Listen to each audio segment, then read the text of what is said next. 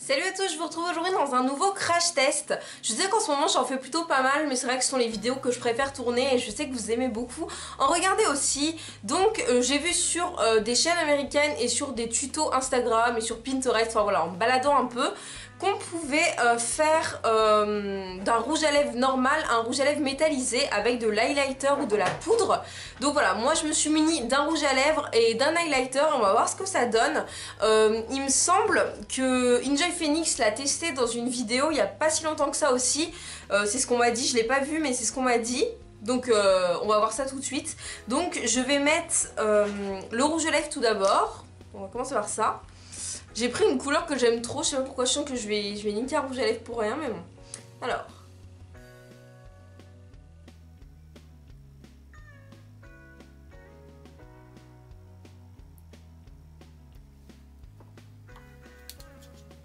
Donc je vous ai un petit peu zoomé pour que vous puissiez voir. Donc là j'ai appliqué le rouge à lèvres, c'est un rouge à lèvres crémeux. Dans les tutos ils disent pas quel genre de rouge à lèvres il faut, mais je me dis qu'un rouge à lèvres crémeux, du coup la matière va plus accrocher. Donc après j'utilise comment il s'appelle, le Mary Lou Manizer qui est super connu de chez The Balm. En plus je l'aime, enfin il est vraiment magnifique cet highlighter, il est fou quoi, la couleur est folle. Et donc je pense que je vais tapoter et on va voir ce que ça donne.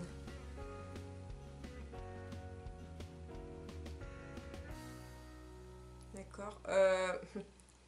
Alors déjà le premier désavantage c'est que du coup j'ai le doigt qui est mélangé, donc si je remets ça, donc mon highlighter va devenir rose, du coup c'est quand même pas folichon.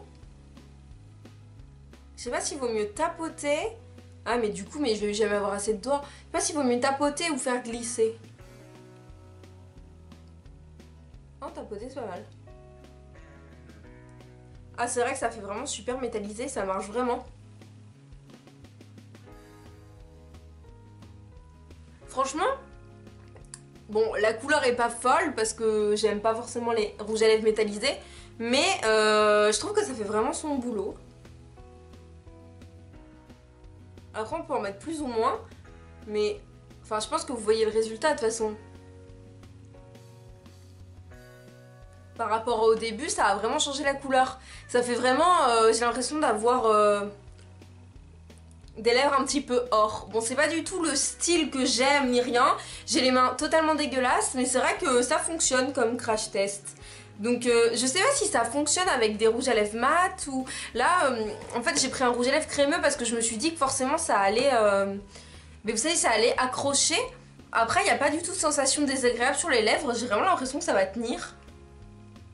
Je peux faire ça vous savez et la matière reste en place. Enfin franchement je trouve ça pas mal. Dites-moi ce que vous en pensez dans les commentaires. Moi je trouve que pour une fois c'est un crash test réussi. Et le mélange des deux couleurs est vraiment joli. Ça apporte de la lumière au rouge à lèvres. C'est même du coup peut-être un petit peu trop clair maintenant par rapport à ma peau ou... Enfin voilà, l'highlighter n'est pas censé être mélangé à un rouge à lèvres.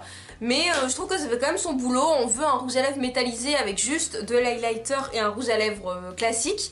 Et j'ai l'impression d'avoir des lèvres couleur métallisée. Du coup c'est plutôt joli, enfin c'est plutôt joli, en tout cas ça fait son job, donc pour moi c'est un gros pouce en l'air. Donc voilà pour ce crash test, il était super court, je croyais que j'allais mettre beaucoup plus de temps, je pensais que ça allait être super compliqué à appliquer et tout ça, mais en fait pas du tout. Du coup je vais en profiter pour faire une petite annonce ou je sais pas trop comment je vais appeler ça, mais maintenant sur YouTube il y a un nouvel algorithme qui fait que toutes les vidéos ne sortent pas dans votre fil d'actualité, et c'est pareil sur Instagram.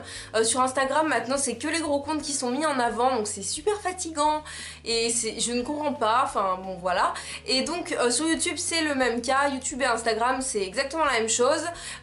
Et donc par exemple sur YouTube il vous suffit d'aller à côté de mon pseudo Vintage is Back, et à côté vous avez une petite cloche. Si vous appuyez sur cette petite cloche vous serez en fait averti lors de mes prochaines publications de vidéos. Et puis pour vous rappeler, je sors une vidéo tous les mercredis à 14 h et tous les dimanches à 11 h. C'est comme ça tout le temps. J'ai une surprise qui vous attend en fin décembre, mais pour l'instant on est sur ce rythme là.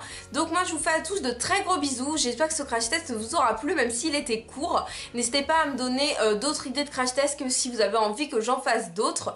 Moi je vous fais à tous de très gros bisous, n'hésitez pas à me suivre sur les réseaux sociaux, sur Snapchat, Twitter, Instagram et Facebook, et on se retrouve très vite.